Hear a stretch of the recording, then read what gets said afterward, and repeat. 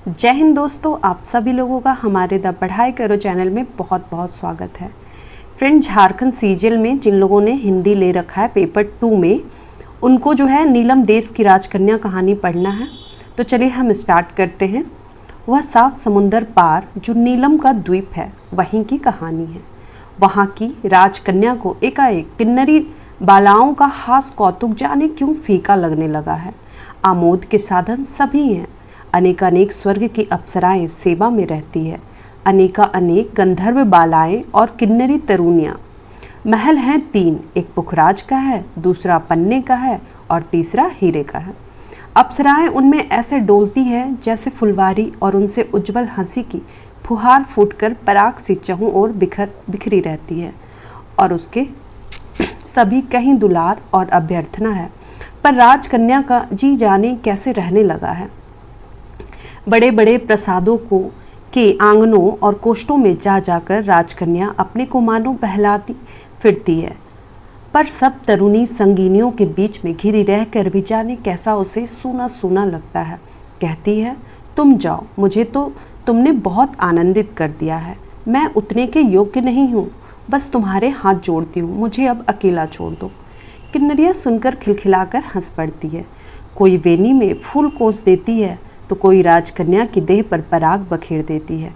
कहती है, सखी हमको दुत्कारो मत, राजकुमार आएंगे तब हम अपने आप चली जाएंगी। ये कहकर वे फिर खिलखिलाकर हंस पड़ती है। राजकन्या कहती है, कैसे राजकुमार? कौन राजकुमार? तुम मेरी बैरिन क्यों बनी हो? इस पर वे किन्नरी बालाएं और वे खिलखिलाकर हंसती हुई कहती है, कोई राजकुमार तो आते ही होंगे, नहीं तो हमने क्या बिगाड़ा है कि हमें झिड़कती हो। पर सखी जी, ये नीलम का द्वीप है, बीच में समुंदर साथ है, तब धरती आती है, यहाँ तक तो कोई भी राजकुमार नहीं आ सकते हैं, यहाँ का नियम यही है। राजकन्या यह सुनकर वहाँ से चल देती है, कुछ नहीं बोलती। अप्सरा किन्नरियों के खिलखिलाहट भी उसके पीछे चलती है। तब राजकन्या हठात सोचती है, सब झूठ है। पर सब झूठ है तो यह भीतर प्रतीक्षा कैसी है? अभिषेक नहीं होना है तो रस इकट्ठा होकर मन को उभार की पीड़ा क्यों दे रहा है? जब किसी को भी आना नहीं है तो भीतर प्रतीक्षण या निमंत्रण किसका ध्वनित हो रहा है? क्या किसी का भी नहीं? आंगन पुष्पित प्रतीक्षमान है। रोज रोज प्रातः सायं मैं उसे धो देती हूँ, आसन बिछा देती हूँ। क्या उस पर आंगन पर चलकर आसन पर अधिकार जमाने वाला सचमुच वह कोई नहीं आने वाला है? तब आंगन आप ही आप पुष्पित क्यों हो उठता है? आएगा ही। यदि कोई नहीं अपने पग चाप से उसे कपाता हुआ, अपने निक्षेप से उस कंपन को मिटाता हुआ, तो क्यों मैं उस अपने वक्ष को रोज रोज आंसुओं से धोया करती हूँ? क्यों है यह? क्या सब व्यर्थ, सब झूठ? किंतु नहीं है व्यर्थ, नहीं है झूठ। किसी क्षण भी कंटकित हो उठने वाली मेरी पुष्पित देह मेरी प्रतीक्षा की साक्षी है, और वह मेरी प्रतीक्षा ऐसी सत्य है कि मैं कुछ भी और नहीं जानती। इस ओर यह सत्य है, तब उधर प्रति सत्य भी है। वह है कैसे नहीं जो आएगा, देखेगा, और जिसकी दृष्टि स्पर्श से ही मैं जान लूँगी कि मैं नहीं हूँ, मैं कभी नहीं थी, सदा वही था, वही है, और मैं उसी में हूँ। जो आएगा और मेरे सब कुछ को कुचल देगा, कहेगा, अब तक तू भूल थी, अब मेरी होकर तू सच हो। तो यह अलग कौन है? तू मुझ में हो, ऐसा जो है वह है। मेरा अनु अनु कहता है कि वह है, वही है, मैं नहीं हूँ। प्रसाद अप्सराओं और किन्नरी कन्याओं से उद्यान बना रहता है, हरियाला, रंगीन और जगमग। राजकन्या की प्रसादना सेवा ही उन सेविकाओं का काम है, और वे ऐसी हैं कि निष्णात। उनकी विनोद कलिकाओं का पार नहीं। राजकन्या के चारों ओर पुष्पहार के समान वे ऐसी इथी गुथी रहती हैं कि अब काश कहीं से भी संधि पाकर राजकन्या के पास नहीं आ सके। क्या पता उसे अवकाश संधि में से फिर कोई प्रश्न, कोई अभाव, कोई अवसाद ही झांकने लग जाए। पर एक अभाव तो झांकने लगा ही, बाहर से नहीं, वह तो भीतर से ही झांक उठा। राजकन्या कुछ चाहने लगी, कुछ वह की जाने क्या। किन्नरी कन्याएं यह देख सोच में पड़ गए। उनसे क्या असावधानी हुई, क्या उन्होंने राजकन्या के मन को कभी एक क्षण को भी अवकाश दिया है? अपने प्रभु वैभवशाली इंद्र की आज्ञा पर जो राजकन्या की सेवा में नियोजित हैं, सो क्या उन्होंने अपने कर्तव्य में तनिक भी त्रुटि की है? फिर यह राजकन्या में कैसे लक्षण दिखने लगे हैं? और वे किन्नरी बालाएं अत्यधिक तत्परता से राजकन्या के जी बहलाव में लगी पड़ी। बोली, आओ राजकन्या खेलें। राजकन्या ने फीकी मुस्कुराहट से कहा, खेलोगी? अच्छा खेलो। किन्नरियाँ बोली, राजकन्या तुम यह कैसे बोलती हो?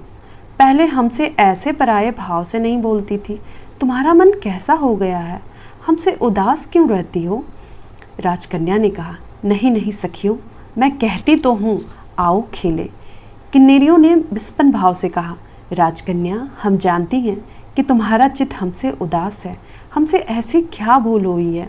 राजकन्या उन सबके गले मिल मिलकर कहने लगी, नहीं नहीं सखियों, ऐसी बात मत कहो, हम सब बचपन की संगिनी हैं, तुम्हारे बिना मैं क्या हूँ?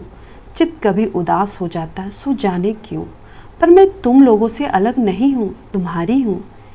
किन्नरियों ने कहा, तुम अब हमारी नहीं रह गई हो राजकन्या, तुम अकेली होती जा रही हो। अकेली? अकेलापन तो हाँ, मुझे कुछ अलग कुछ लगता है, मैं क्या करूँ? पर अब मैं ऐसी नहीं रहूँगी, अकेलापन मुझसे सहा नहीं जाता। किन्नरों ने कहा कि राजकन्या अब हमारा खेलने का अंत आ गया दिखता है, अब हमारा खेलने का अंत आ गया दिखता है, जैसा भाग्य। किंतु राजकन्या दोस्त तो हमारा कोई नहीं है। इस पर राजकन्या ने सबको एक एक कर अपनी छाती से लगाकर कहा, नहीं नहीं सखियों, मैं खूब खेलूँगी, खूब खेलूँगी। कभी कभी चित्त मेरा बुरा हो आता है, तब तुम यह मत समझो मुझे क्लेश नहीं होता, मन पर उस वक्त बड़ा बोझ रहता है, पर अब मैं खुलकर खूब खेला करूँगी, सच खूब खेला करूँगी। अरे अरे राजकन्या, तू कैसी बात करती है? तू खूब खूब खेला करेगी, तू भली खेलेगी तू। तेरे भीतर इस पुष्पित आंगन के किनारे से लगा जो आसन बिछा है और जो हाँ एक की बाट जो ही जा रही है, वह क्या झूठ है? तू जानती है वही तेरा सच है। फिर क्या तू खेल में उसे पूरी तरह बिखेर देकर निवट रहना चाहती है? पगली, यह चाहती है तो करके देख। पर और राजकन्या क्या सचमुच खूब खूब खेलती रह सकी? पर खिलौनों से कब तक कोई अपने को बहला सकता है? अगले दिन कहाँ गई वो किन्नरियाँ, कहाँ गई वो अप्सराएं, कहाँ गए गंधर्व बालाएं? पुखराज के उस बड़े बड़े महल के बड़े बड़े आंगनों और कोष्ठों में राजकन्या भाग भाग कर देख आई। कहाँ गई वे सब सखियाँ, कहाँ गई वो मन की परियाँ? कहीं भी तो कोई नहीं दिखता। क्या वे सपना थी, माया थी? पन्नों का महल हुआ देख आई, हीरे का भी देख आई, कहीं कोई नहीं, कहीं कोई नहीं। यहाँ से वहाँ, वहाँ से यहाँ भटक कर उसने देखा, कहीं कोई नहीं। फूल हैं तो फीके हैं, पराग है तो बिखरा है, जो है सुना है। ए तुम कहाँ गई हो सखियों? मुझे छोड़ तुम कहाँ गई? दूर पास उसका प्रश्न टकराने लगा। तुम सच्ची नहीं थी क्या सखियों? फिर मुझे छोड़ क्यों गई?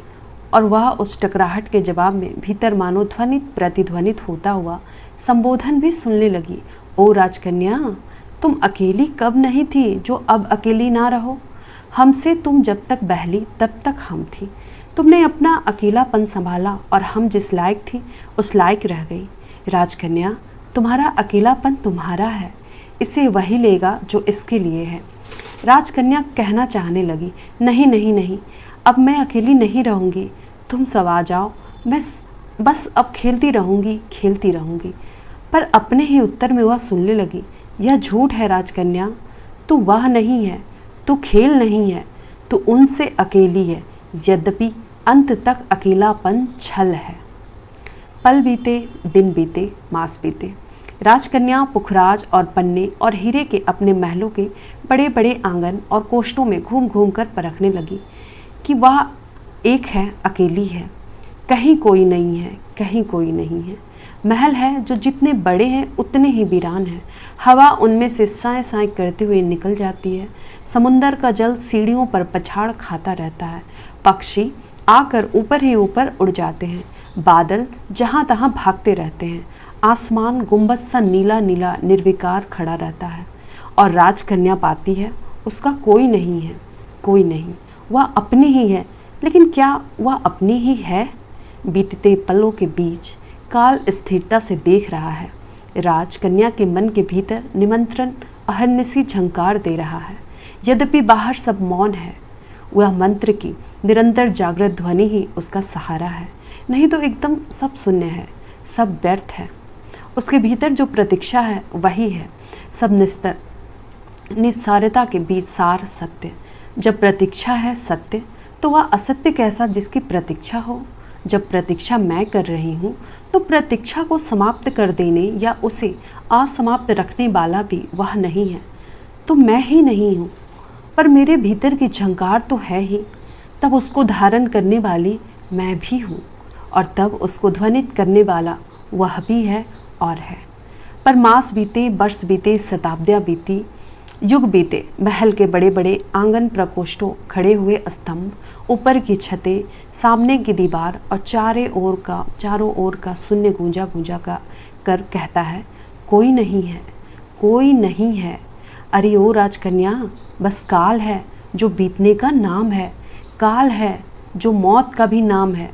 अरे राजकन्या, बस कहीं और कुछ नहीं है। पर राजकन्या के भीतर तो अहरा एक मंत्रोच्चारण की ध्वनि हो रही है। उससे इनकार करे तो कैसे? नहीं कर सकती, नहीं कर सकती। इसमें काल को चुनौती मिलती है तो भी क्या? वह है, वह है, नहीं तो मैं किसके लिए हूँ? अपनी प्रतीक्षा के लिए मैं हूँ, और मेरी प्रतीक्षा उसके लिए है। हवा सन सन करके कानों में से भाग जाती है। समुंदर का हाहाकार चेतना को दबोच लेना चाहता है। काल आकर उसके सब कुछ को मानो रौंदता हुआ उसके ऊपर से जाकर भी नहीं रह जाता। वह भागता हुआ भी उसके ऊपर डटा खड़ा है। राजकन्या को लगता है मानो एक अट्टहास कर रहा हो कि ओ राजकन्या, देख, चारों ओर सब खोखला है कि नहीं? अरे ओ, कुछ नहीं है, कुछ नहीं है। तेरे मन के भीतर का राग एक रोग है। मत बीत और मत अपने को बिता। राजकन्या, कहीं कोई नहीं है। धरती दूर है, बीच में समुंदर साथ है, और आने वाला राजपुत्र कहीं कोई नहीं है। वह तो एक बार की कोई नहीं है। फिर देख कि वे सब किन्नरियाँ पलक मारते में ही तेरे पास आती हैं या नहीं। वह सब मेरी बांदियाँ हैं। राजकन्या पुकारना चाहती है कि ओ मेरी सखियों को मुझे दे दो, पर जिसके लिए मैं हूँ वह तो है, वह है, नहीं तो मैं नहीं हूँ। उसकी इस बात पर मानो अट्टहास और भी सहस्त्र गुणित होकर उसके चारों ओर व्याप्त जाता है, मानो उसे लील लेना चाहता हो। तब राजकन्या आंख मूंद कर, कान मूंद कर, प्राणपन से भीतर ही कह उठती है, तू है, नहीं आया है, तो भी तू आ ही रहा है। तू आने के लिए ही नहीं आया है। इस तेरी ठगाई में आकर मैं प्रातः संध्या तेरे आंगन को धोने में चूक करने वाली नहीं हूँ। ओ छलिया, जो नहीं जाने वह नहीं जाने। पर क्या यह हंसने वाला काल बलि भी नहीं जानता है? पर मैं जानती हूँ। सुन, ओ सुन, मैं और मेरी प्रतीक्षा, हम दोनों तुझसे टूटने के लिए ही टिके हैं, नहीं तो हम होते ही क्यों? तू आएगा और मैं टूटकर कृतार्थ होंगी। चारों ओर होता हुआ अट्टहास चित्कार का रूप धर उठा, मानो सहस्त्रों कंकाल दांत किटकिटाकर विकट रूप से गर्जन कर रहे हों। हवा प्रचंड हो उठी। समुद्र दुर्दांत रूप से महल पर फन पटक पटक कर फुटकार करने लगा। जान पड़ा सब ध्वंस हो जाएगा। इस आतंककारी प्रकृति के रूप के नीचे राजकन्या भय से कांप गई, पर वह जपती रही, तू है, तू है। थोड़ी देर में किसी ने उसके भीतर ही जैसे हंसकर कहा, आई बड़ी राजकन्या, पगली, ढीठ ढीठ, मैं कहाँ अलग हूँ? अरे कहीं मेरे सिवा कुछ और भी है जो डरती है? कह क्यों नहीं देती कि मैं नहीं हूँ, क्योंकि मैं तो तेरे में नहीं भी रहूँगा। सुना, अब आँख खोलकर हंस। उस समय राजकन्या के दोनों हाथों से पूरे जोर से अपने वक्ष को दबा लिया। उसके सारे गात में पुलक हो गया। वह यह सब कैसे सहे, कैसे सहे? उसके मुंह से हर्ष की एक चीख निकली, मानो वह पागल हो गई है।